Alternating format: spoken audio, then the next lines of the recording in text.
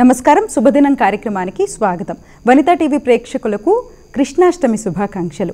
మేషరాశి నుంచి మీనరాశి వరకు ద్వాదశ రాశుల వారికి ఈ రోజు ఏ విధంగా ఉండబోతోంది, నేటి పంచాంగం వివరాలను తెలియజేయడానికి మనతో పాటు స్టూడియోలో సిద్ధంగా ఉన్నారు విశ్వవిద్యాలయ అగ్రశ్రేణి తొలి మహిళా జ్యోతిష్య వాస్తు పట్టభద్ర, పంచాంగకర్త, జ్యోతిష మహోపాధ్యాయ, జ్యోతిష శాస్త్రంలో పిహెచ్డి గోల్డ్ మెడలిస్ట్ అయినటువంటి డాక్టర్ ఈడుపుగంటి పద్మజారాణి గారు.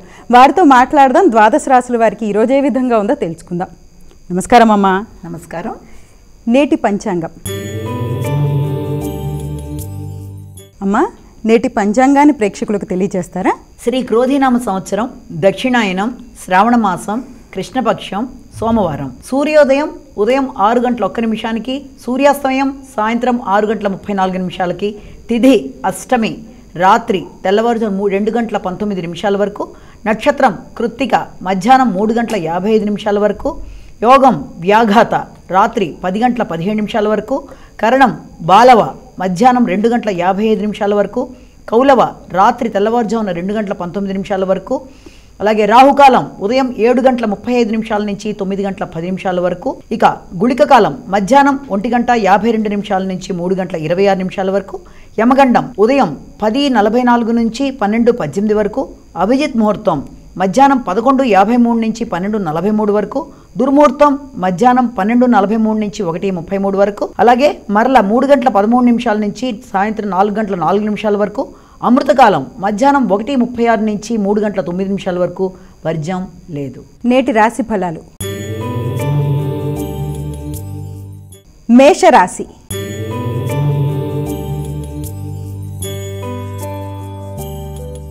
అమ్మ, మేషరాశి వారికి ఈరోజు ఏ విధంగా ఉంది? మేషరాశిలోకి వచ్చే నక్షత్రాలు అశ్వని 4 పాదాలు, భరణి 4 పాదాలు, కృత్తిక 1 పాదం కలిపి మనం మేషరాశిలోకి తీసుకుంటాము. మేషరాశి వారికి ఈ రోజున కుటుంబంలో విషయాలు అనుకూలంగా ఉంటాయి. కుటుంబ సభ్యులతో కలిసి ఆనందంగా గడుపుతారు. ఆర్థికమైన విషయాలు మీకు అనుకూలతని గోచరింపజేస్తున్నాయి. తల్లికి సంబంధించి కానీ గృహానికి సంబంధించిన కానీ విషయాల్లో మీరు మంచి వార్తలు వినడానికి ఎంతో అవకాశాలు కనబడుతున్నాయి. వృషభ రాశి.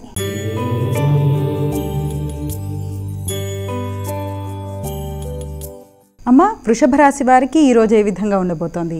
వృషభ రాశిలోకి వచ్చే నక్షత్రాలని కనుక మనం పరిశీలించినట్లయితే కృత్తిక 2, 3, 4 పాదాలు, అలాగే రోహిణి 1, 2, 3, 4 పాదాలు, అలాగే మృగశిర 1, 2 మొత్తం ఈ 9 పాదాలని కలిపి మనం వృషభ రాశిలోకి తీసుకుంటాము. వృషభ రాశి వారు ఈ రోజున చాలా సంతోషంగా మిత్రులతోనూ తోబుట్టువులతోనూ గడుపుతారు. ముఖ్యమైన విషయాల్లో కొత్త న్యూస్లు వినడానికి ఆస్కారం ఉంది. అలాగే గౌరవం, సామర్థ్యం మొదలైనవి పెరగడానికి కూడా ఆస్కారం ఉంది. కీర్తి ప్రతిష్టలతో పాటు ఇష్టమైన వ్యక్తుల్ని కలవడం, ఆశించిన కార్యక్రమాలని చాలా చలాకీగా వ్యక్తుల సహకారంతో చేయడానికి ముందుకు వెళ్ళడానికి అవకాశం ఉన్న రోజుగా మనం భావించవచ్చు. మిథున రాశి.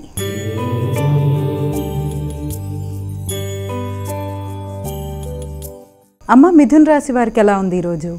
మిథున రాశిలోకి వచ్చే నక్షత్రాలని ముందుగా చూస్తే మిథున రాశిలోకి మనకి మృగశిర 3, 4 పాదాలు, ఆరుద్ర 1, 2, 3, 4 పాదాలు, అలాగే పునర్వసు 1, 2, 3 పాదాలు ఇవన్నీ కలిపి మనం మిథున రాశిలోకి తీసుకుంటాం. మిథున రాశి వారికి ఈ రోజున ఖర్చులు అనేవి అధికంగా ఉంటాయి. ముఖ్యంగా కుటుంబపరమైన ఖర్చులు, వాటితో పాటుగా పెట్టిన వాటికి తగినంత సంతృప్తిని పొందే అవకాశాలు కూడా ఉన్నాయి. అంతేకాకుండా ఆకస్మికమైన చారిటీస్కి ఇవ్వడానికి, అనుకోని వ్యక్తుల్ని కలిసి వారికి ఖర్చు పెట్టడానికి కూడా అవకాశాలు మెండుగా ఉన్నాయి. అయినప్పటికీ ముఖ్యమైన విషయాలలో శ్రద్ధ చాలా అవసరము. వ్యక్తిగతమైన విషయాలలో, ఆరోగ్య విషయాలలో శ్రద్ధ తీసుకుంటూ ఆలోచనలలో ముందుకు వెళ్ళవలసిన ఆవశ్యకత ఉంది. కర్కాటక రాశి.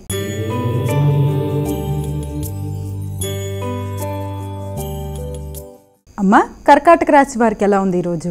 కర్కాటక రాశి పునర్వసు 4వ పాదం, పుష్యమి 1, 2, 3, 4 పాదాలు, ఆశ్లేష 1, 2, 3, 4 పాదాలు మొత్తం 9 పాదాలు కూడా మనకి కర్కాటక రాశిలోకి వస్తాయి.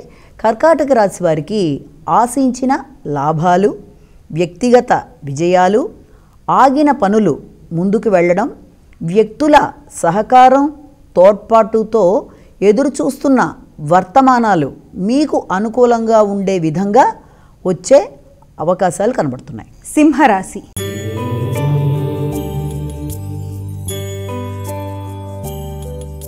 అమ్మ, సింహరాశి వారికి ఎలా ఉంది ఈరోజు?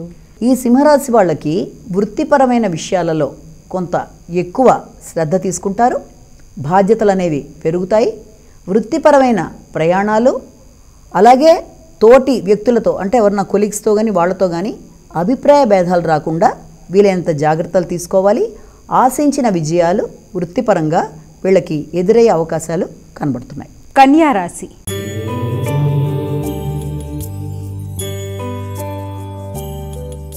అమ్మ, కన్యా రాశి వారికి ఎలా ఉంది ఈరోజు? కన్యారాశిలోకి వచ్చే నక్షత్రాలను తీసుకున్నట్లయితే మనం ఉత్తర 2, 3, 4 పాదాలు, హస్త 1, 2, 3, 4 పాదాలు, చిత్త 1, 2 పాదాలు, మొత్తం ఈ 9 పాదాలని కలిపి మనం కన్యారాశిలోకి తీసుకుంటాము.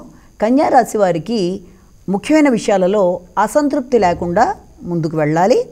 పెద్దల సహకారం, గౌరవం, తోడ్పాటు మెండుగా ఉన్నప్పటికీ ఆధ్యాత్మికమైన అంశాల గురించి ఆలోచనలు అధికంగా చేసుకోవడం, సామాజిక సేవ మీద దృష్టి మరల్చడం, పెద్దల ఆశీస్సులు తీసుకుంటూ ముందుకు వెళ్ళడం మొదలైనవి జరుగుతున్నప్పటికీ సంతృప్తి విషయంలో పెంచుకోవాలి. సంతృప్తిని అలాగే పుణ్య బలాన్ని పెంచుకుంటూ ముందుకు పెడతారు. తులారాశి.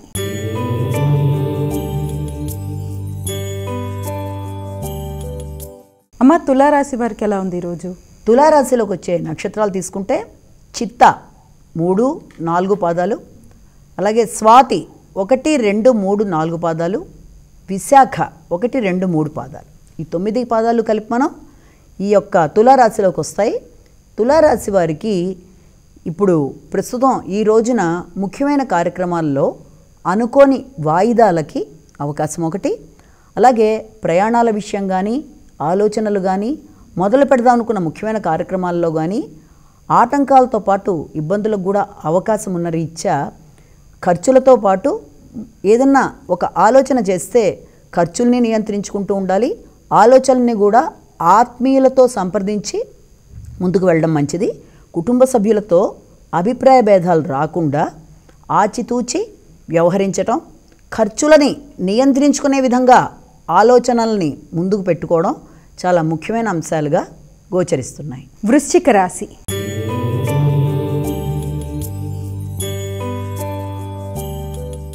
అమ్మ, వృశ్చిక రాశి వారికి ఎలా ఉంది ఈరోజు? వృశ్చిక రాశి అంటే మనకి విశాఖ 4వ పాదం, అనురాధ 1, 2, 3, 4 పాదాలు, జ్యేష్ఠ 1, 2, 3, 4 పాదాలు, మొత్తం ఇవన్నీ కలిపి 9 పాదాలని మనం ఈ యొక్క వృశ్చిక రాశిలోకి తీసుకుంటాము. వృశ్చిక రాశి వారికి ఈ రోజున అన్ని కార్యక్రమాల్లోనూ ఆశించిన జయాలు, వ్యక్తుల సహకారాలు, ఇష్టమైన కార్యక్రమాలని వ్యక్తుల సహకారంతో సాధించటం, భాగస్వామ్య వ్యవహారాలలో కానీ లేక జీవిత భాగస్వామితో కానీ చర్చించి ఆ చర్చల ద్వారా ఒక నిర్ణయాన్ని తీసుకొని దాన్ని అమలుపరచడానికి ఆలోచనల్ని ముందుకు సాగే విధంగా తీసుకువెళ్ళడం ఈ రోజున వృశ్చిక రాశి వారి విధానంలో కనబడుతుంది. ధనస్సు రాశి.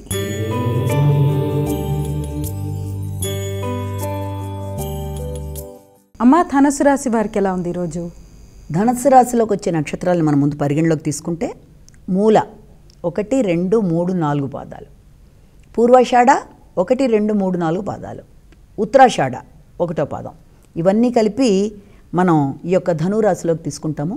ధనురాశి వాళ్ళకి ఈ రోజున ముఖ్యమైన కార్యక్రమాల్లో నూతన నిర్ణయాలు తీసుకోవడం, ఆకస్మికమైన అవకాశాలు వృత్తిపరంగా వచ్చిన వాటిని సద్వినియోగం చేసుకునే విషయంలో వ్యక్తులని సంప్రదించి కీలకమైన నిర్ణయాలు తీసుకునే విధంగా ఆలోచనల్ని వీరు పెంచుకోవడం, అలాగే ఇష్టమైన కార్యక్రమాలని ముఖ్యమైన వ్యక్తుల సహకారంతో సాధించే విధంగా ముందుకు వెళ్ళడం, ఇంతకుముందు ఇచ్చిన రుణములు ఏదన్నా ఉంటే వాటిని ఇతరులు వీళ్ళకి చెల్లించే విధంగా ముందుకు సాగడం, అన్ని విషయాల్లో ముఖ్యంగా రోగనిరోధక శక్తి కానీ మొదలైన విషయాలలో వీరు వాళ్ళకు అనుగుణంగా మార్చుకోవడం, ముఖ్యమైన విషయాలని మొదలైన వాటికి ఆస్కారం ఉంటుంది.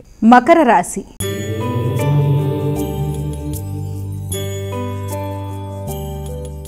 అమ్మ, మకర రాశి వారికి ఎలా ఉంది ఈరోజు?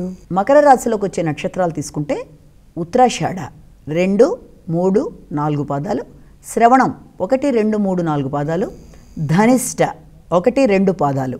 ఇవన్నీ కలిపి మనకి మకర రాశిలోకి తీసుకుంటాం. ఈ రోజున వాళ్ళు చిత్తశుద్ధితో చేసే కార్యక్రమాలు విజయవంతం అవుతాయి. మానసికంగా కొంత అలజడి అనేది అధికంగా ఉంటుంది. అంటే ప్రశాంతత తగ్గడం వల్ల చేద్దామనుకున్న కార్యక్రమాల్లో అనుకోని గందరగోళం, సంతానానికి సంబంధించిన విషయాలలో వాళ్ళకి ఎక్కువ శ్రద్ధ చూపిస్తూ ముందుకు వెళ్ళడం, విద్యార్థులకి విద్యాపరమైన అంశాలలో శ్రద్ధ పెరగడానికి ఎక్కువ ప్రయత్నాలు చేయాలి. అంతేకాకుండా జ్ఞాపక శక్తి విషయంలో కూడా ఎక్కువ శ్రద్ధ తీసుకోవాలి. ఇష్టమైన వ్యక్తులతో అపార్థాలకి ఆస్కారం లేకుండా ముందు జాగ్రత్తలు తీసుకొని మాట్లాడే మాటలని నియంత్రించుకుంటూ ముందుకు వెళ్ళాలి. కుంభరాశి.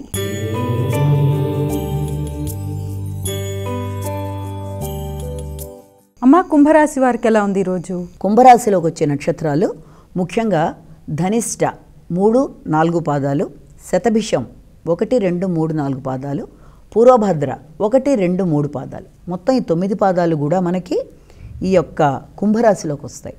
వీరికి ముఖ్యమైన విషయాల్లో అంటే కుటుంబపరమైన అంశాలు, గృహ సౌఖ్యాలు, తల్లి వాహనం మొదలైన అంశాలు, వీటన్నిటి విషయాల్లోనూ ఎక్కువ ఆలోచనలు చేయడం, వారికి సౌకర్యాలు కలగజేయడానికి వీళ్ళు ఎక్కువ ఆలోచనలతో అవన్నీ ఏర్పాటు చేయడానికి ప్రయత్నాలు చేయడం అనేది, అలాగే నూతన విషయాలు తెలుసుకోవడం, విద్యార్థులకు విద్యాపరంగా అనుకూలంగా ఉండేందుకు గట్టిగా కృషి చేయడం మొదలైన వాటికి ఆస్కారం ఉంది. కానీ ఆహార స్వీకరణ విషయంలో కొంత జాగ్రత్తలు తీసుకుంటూ ముందుకు వెళ్ళాలి. మీనరాశి.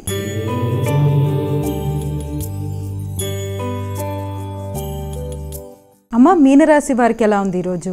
మీనరాశిలోకి వచ్చే నక్షత్రాలను ముందు పరిగణలోకి మనం తీసుకోవాలి. మీనరాశిలోకి మనకి పూర్వభద్ర 4వ పాదం, ఉత్తరాభద్ర 1, 2, 3, 4 పాదాలు, రేవతి 1, 2, 3, 4 పాదాలు. ఇవన్నీ కలిపి 9 పాదాలని మనం ఈ మీనరాశిలోకి తీసుకుంటాం. ఈ మీనరాశి వారికి వ్యక్తుల సహకారం బాగుంటుంది, తోడ్పాటు బాగుంటుంది. ఆగిన పనులు, వాయిదా పడుతూ వస్తున్న పనులు చాకచక్యంగా నెరవేర్చుకుంటూ బుద్ధిబలంతో, దైవ సహకారంతో, ఆధ్యాత్మిక ఆలోచనలతో ముందుకు వెడతాయి. సంతానానికి ఏదన్నా పోటీ పరీక్షలకు సంబంధించిన విషయాలు కానీ, లేకపోతే ఏదన్నా విజయాలకి, ముఖ్యమైన కార్యక్రమాల్లో విజయాలకి అనుకూలమైన సమయంగా భావించవచ్చు. చిన్నపాటి ప్రయాణాలు చేయడం, ఆ ప్రయాణాల్లో నూతన వ్యక్తుల కలయికలు అవన్నీ కూడా మీకు మంచి పరిచయాలుగా ఉండడం మొదలైన వాటికి ఆస్కారం ఉన్న రోజుగా మనం భావన చేయొచ్చు. అమ్మ, ద్వాదశ రాశుల వారు ఈరోజు సులభతరంగా చేసుకోగలిగే విధమైన పరిహారం ఒకటి తెలియజేస్తారా? ఈ రోజున మనకి అన్ని రాసుల వాళ్ళకి సహజంగా ఎవరైనా సరే వాళ్ళ యొక్క ఇష్టదైవాన్ని ప్రార్థించుకుంటూనే రోజును ప్రారంభిస్తారు. అలా కాకుండా అందరికీ కూడా ఈ శ్రావణ మాసంలో తప్పనిసరిగా విజయాలు లభించడానికి, ఆరోగ్యపరంగా బాగుండడానికి ఈ రోజున అందరూ కూడా విశేషించి శివుడికి సంబంధించి స్తోత్రాలు వినడం అనేది చాలా మంచిది. అంటే అది లింగాష్టకం కావచ్చు, బిల్వాష్టకం, ఏదైనా శ్లోకాలు విన్నా చేసుకోగలిగిన వాళ్ళు చేసుకుంటారు శ్లోకాలు, అంటే నోరు తిరిగి. అలా కాని వాళ్ళు కనీసం విన్నా చాలా ప్రశాంతత, ఆరోగ్యపరంగా అభివృద్ధి మొదలైన వాటికి ఆస్కారం ఉంటుంది. కాబట్టి ఇంకొకటి, రాశిఫలాలు ఎప్పుడూ కూడా వారి యొక్క జన్మజాతకంతో కలిపి చూసుకోవాలి. ఎప్పుడు చెప్పేది ఇదే. ఎందుకంటే ప్రతి వ్యక్తికి పుట్టినప్పుడు వ్యక్తిగత జాతక చక్రం అని ఉంటుంది. దాని ప్రకారం నడిచే దశలు, అంతర్దశలు అని ఉంటాయి. వాట్లల్లో నడిచే దశలు, అంతర్దశల్లో ఏమైనా ఇబ్బందులు లాంటివి ఎదురవుతున్నా కూడా వాటిని చిన్న చిన్న పరిహారాలతో చేసుకుంటూ ముందుకు పెడతారు. అది వ్యక్తిగత జాతకం అంటారు. అది వ్యక్తిగత జాతకం. ఇప్పుడు మనం చెప్పేది జనరల్గా చెప్పే ప్రిడిక్షన్స్ కాబట్టి ఈ జనరల్వి ఒక వ్యక్తిని ఉద్దేశించి చెప్పటం లేదు. ప్రతి వ్యక్తి కూడా వారి యొక్క వ్యక్తిగత జాతకంతో దీన్ని కలుపుకొని చూసుకుని ముందుకు వెళ్ళాలి. కేవలం ఇది మాత్రమే చూసుకొని ముందుకు వెళ్ళడం కాకుండా వ్యక్తిగత జాతకంతో కలిపి చూసుకున్నప్పుడు ఫలితాలు, చేయవలసిన పరిహారాలు ఏమన్నా ఉంటే చేసుకోవడం అన్నీ కూడా చక్కగా ఉంటాయన్న విషయాన్ని అర్థం చేసుకోగలరు. వైశిష్ట్యం. అమ్మ, ఈనాడు కృష్ణాష్టమి అంటే కృష్ణుడి జన్మదినం. అంటే భక్తులంతా కూడా చిన్ని కృష్ణుడిగా కొంతమంది కొలుచుకుంటారు, ఇంకొందరు గీతాచార్యుడిగా అనుకుని చక్కగా ఆ విధంగా పూజ చేసుకుంటారు. ఏ విధంగా పూజ చేసుకున్నా సరే ఆ కృష్ణ పరమాత్ముడికి మన పూజలన్నీ అందుతూ ఉంటాయి. మరి ఈనాటి వైశిష్ట్యంలో భాగంగా కృష్ణుడి గురించి మాకు తెలియజేస్తారమ్మా? తప్పనిసరిగా నేటి వైశిష్యంలో మనం తెలుసుకుందాం అనుకుంటున్న ముఖ్యమైన విషయం శ్రీకృష్ణ జన్మాష్టమి. కృష్ణుడు అంటేనే అందరికీ దృష్టిలో మెదిలేది బాలకృష్ణుడు, నెమలిపించం, మురళీగానం. ఇవి అన్నిటికంటే కూడా ముందు ఆయన జగద్గురువు, గీతాచార్యుడు. గీతతో పాటు ఉద్ధవ గీత మొదలైనవన్నీ మనకి చెప్పిన పురాణ పురుషుడు. ఆయన గురువు యొక్క వైశిష్యాన్ని మనకి చాలా చక్కటి మాటల్లో చెప్పారు. అంటే ప్రతి వ్యక్తికి జీవితంలో కావలసింది గురువు. గురువు గనక ఉంటే దైవానికన్నా గురువు మిన్న అని గురుచరిత్రలోనే చెప్పడం జరిగింది. ఏ రకంగా మనం ఏదైనా ఒక కోరిక కోరినప్పుడు, భగవంతుడిని ఆశించి మనం కోరిక కోరినప్పుడు ఏం జరుగుతుంది? వెంటనే భగవంతుడు మనకి వరాలు ఇవ్వడం జరిగిపోతుంది. అందులో ఏది కరెక్ట్, ఎలా అడుగుతున్నామో తెలియకుండా చాలా రకాలుగా, ఇప్పుడు భస్మాసురుడు కోరుకున్న కోరిక వల్ల ఆయనకి ఎంత ప్రమాదం జరిగింది. అలాగే విశ్వామిత్రుడు కోరుకొని ఆయన యొక్క అనేక రకాలైన యొక్క అస్త్రాలు కోరుకొని కూడా ఆయన వాటిని ఉపయోగించుకోకుండా శ్రీరాముడికి ఇచ్చేశాడు. అంటే ముందు జాగ్రత్తగా ప్రపంచంలో రాబోతున్న యుగాల్ని దృష్టిలో పెట్టుకొని గీత ద్వారా, భగవద్గీత ద్వారా, ఉద్ధవ గీత ద్వారా ప్రపంచంలో రాబోతున్న ప్రళయాల విషయంలో కానీ మొదలైన అనేక విషయాల్లో ఆయన ముందు జాగ్రత్తతో జరగబోతున్న పరిణామాలను దృష్టిలో ఉంచుకొని ఆధ్యాత్మిక ప్రగతికి దోహదం కల్పించే విధంగా ఎన్నో విషయాలను ఆయన మనకి చెప్పడం జరిగింది. ఎన్నో రకాల విషయాల్లో కూడా ముఖ్యంగా మనం తీసుకున్నట్లయితే గురువు యొక్క వైశిష్యత. గురువు అంటే ఎందుకని? ఒక వ్యక్తికి మంచి మార్గాన్ని చూపించేది గురువు. అందులో భాగంగా మనం తీసుకున్నట్లయితే అనేక మంది గురువుల్లో ముఖ్యంగా దక్షిణామూర్తి మౌనభాష్యంతోనే ఆయన భగవత్ స్వరూపం గురించి వివరించడం. అలాగే దత్తాత్రేయుడు బ్రహ్మ విష్ణు స్వరూపాలు, బ్రహ్మ విష్ణు శివ వీళ్ళందరి స్వరూపాలతో గురువారం ఆయన పేరు మీదే. అంటే ఆయన ఎంత మంచి మార్గాలు చూపించాడు వ్యక్తులకి.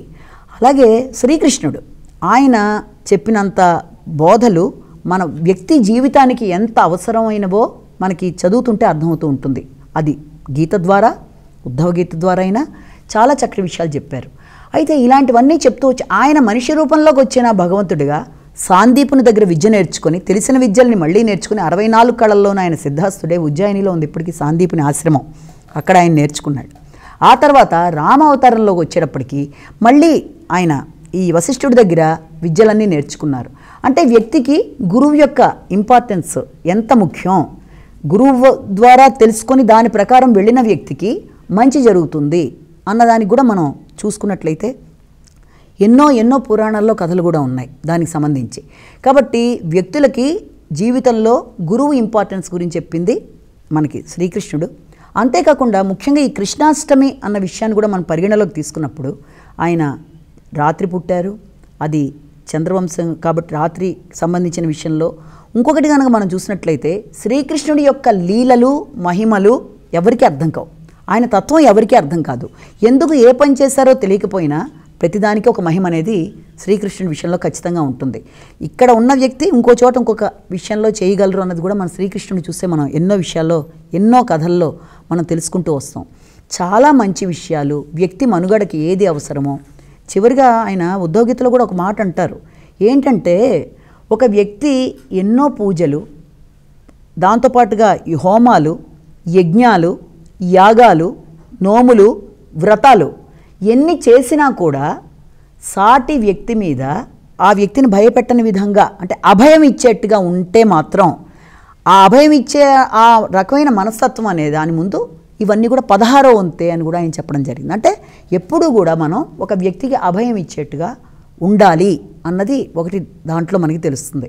అంతేకాకుండా కృష్ణాష్టమి రాగానే చాలామంది పిల్లల్ని కృష్ణుడి దాని ప్రకారం తయారు చేస్తారు. చిన్నపిల్లల్ని కృష్ణుడి యొక్క దైవిక శక్తులు పిల్లల్లో చూడడం, దైవంతో ఏకాత్మ భావన, అంటే చూడంగానే ఒక భగవంతుడు మనం వేరు కాదు, ఒకటే ఏకాత్మ భావన అన్న విధానం ఒకటి. రెండోది భగవంతుడి దైవిక శక్తుల్ని మనలో మనం డెవలప్ చేసుకోవాలి అన్న విధానంలో ఒకటి. ఇవన్నీ అంటారు. అలాగే ఆయన ఒకవేళ వెన్న దొంగిలించినా లేకపోతే ఆయన ఏది చేసినా ప్రతిదానికి ఒక పరమార్థం అనేది ఖచ్చితంగా ఉంది.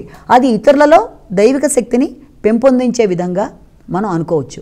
రాత్రి పుట్టడం అంటే దాని ఉద్దేశం ఏంటి అంటే వ్యక్తి మనకు అర్థం కారు అంత తొందరగా అన్నది కృష్ణుడు. మధ్యాహ్నం పుట్టిన శ్రీరామచంద్రుడిని తీసుకున్నట్లయితే ఆయన జీవితం తెరిచిన పుస్తకం, అంటే క్లియర్గా మనకు అన్నీ తెలుస్తాయి. కానీ కృష్ణుడు ఎప్పుడు ఏం చేస్తారు అన్నది ఎవరికి అర్థం కాని ఒక ఇదిగానే ఉండిపోతుంది. ఆయన చెప్పిన నీతుల్లోనైనా సూత్రాల్లోనైనా వ్యక్తి అభివృద్ధి చెందడానికి ఆయన చెప్పిన మార్గాలు అందరూ పాటించుతూనే వస్తున్నారు. నెమలి పింఛాన్ని ఆయన ధరిస్తాడు. నెమలి పింఛం అంటే ఏంటి? కృష్ణుడు అంటేనే ఆకర్షణకి చిహ్నం. నెమలి పింఛం, నీలం రంగు ఇవన్నీ ఏంటంటే భౌతికమైన సౌకర్యాల గురించి చెప్పడం. ఇంకా మురళీగానం, వేణునాదం సామవేద గానాల్లో ఒకటిగా అదొక మెడిటేషన్. మనం గనక వింటే ఎక్కడన్నా ఫ్లూట్ శబ్దం, మురళీగానాన్ని వింటుంటే ఒక రకమైన మెడిటేషన్లోకి వెళ్ళిపోయినట్టుగా భావన కలుగుతుంది. అంటే ఆ యొక్క ఇది మనని చాలా చాలా ఆనందానికి తీసుకెడుతుంది. కాబట్టి కృష్ణాష్టమి నాడు మనకు ఆయన నేర్పించేది ఏంటి అంటే ఆయన్ని అందరూ కూడా ఎవరు ఏ భావనలో చూస్తే ఆ భావనలో కనబడతాడు. ఇప్పుడు చూస్తున్న వాళ్ళకి ఒక తల్లిలా భావిస్తే తల్లికి ఎలా కనబడాలో అలాగే కనబడతాడు ఆయన. అలాగే ఆయన ఒక స్నేహితుడిగా, భక్తులకి ఆయన ఒక కటాక్షం ఇచ్చే వ్యక్తిగా ఎన్ని రకాలుగా ఆయన కనబడాలో అన్ని విధాలుగా కనబడడం, అంతా ఊరువాడలా దేశవ్యాప్తంగా ప్రపంచవ్యాప్తంగా ఆయనకి ఎన్ని రకాలైన ప్రధానమైన దేవాలయాలు కానీ లేకపోతే ఆయనకు సంబంధించి ఎన్ని చోట్ల ఈ రోజున రంగరంగ వైభవంగా అసలు చాలా చక్కగా విధానంగా అందరూ చిన్నపిల్లలందరూ కూడా చూస్తే ప్రతి చోట ఇంతమంది కృష్ణుళ్ళు ఒకే చోట పోగయ్యారా అన్న విధంగా సాంస్కృతిక సంస్థల వాళ్ళు కానీ ఇళ్లల్లో తల్లులు కానీ. ఎందుకంటే తల్లికి కూడా ఈరోజు నైవేద్యంలో ఇంకో ఇంపార్టెన్స్ ఏంటంటే తల్లికి సంబంధించిన విధంగా కూడా దాన్ని కాయం అంటారు. అంటే మినపప్పుని వేయించి పంచదారతో కలిపి నెయ్యి వేసి అది బాలింతలు తినేది ఒకటి ఉంటుంది, దాన్ని కాయం అంటారు. అది నైవేద్యం. అంటే తల్లికి ఎంత ప్రాధాన్యత ఆయన ఇచ్చాడు అన్నది కూడా మనం చూడాలి. తల్లి మాటని జవదాటకుండా ఆయన లీలలు ఎంత చెప్పినా తక్కువే, ఏం మాట్లాడినా తక్కువే. అది ఇంకొక రోజు కూడా పోస్ట్ పోన్ అవుతుంది. అంటే ఇక్కడ ఇది ఇక ఈ రోజున చేసే అతి ముఖ్యమైన కార్యక్రమాల్లో దహి అవన్నీ ఇంకా రెండో రోజున చేస్తారు. ముఖ్యమైన దాంట్లో ఏంటి, ఆయన సంబంధించిన ప్రధానమైన దేవాలయాలు ఈ రోజున ఆయనకి ఎక్కడెక్కడ ప్రపంచవ్యాప్తంగా ఏ పేర్లుగా పిలుస్తారు. మహారాష్ట్రలో విఠలుడు, అలాగే మనకి రాజస్థాన్లో శ్రీనాథ్జీ ఆయన పిలిచే పేర్లు, అలాగే ఉడిపిలో చిన్ని కృష్ణయ్య, అలాగే గురువాయూరులో గురువాయూరప్ప. ఏ ప్లేస్లోకి వెళ్ళినా అన్నీ ఆయన రూపాలే.